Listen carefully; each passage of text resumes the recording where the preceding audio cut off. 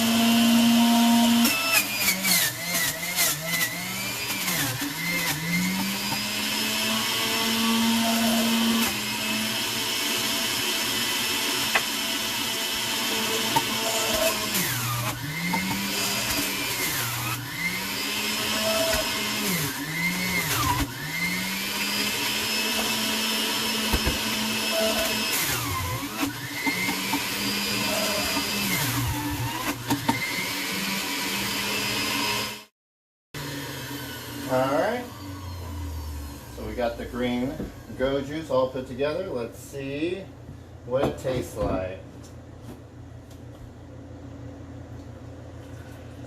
and how it looks.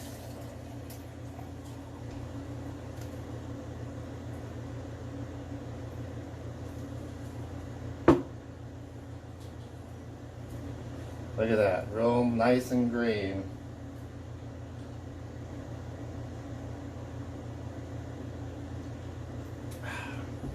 And it tastes really good too. Alright, if you like what you see, go ahead and like and subscribe. If you have any ideas for a juice you'd like me to try, go ahead and send it in the comments. I might give it a try and make a video. Thanks for watching, and see ya.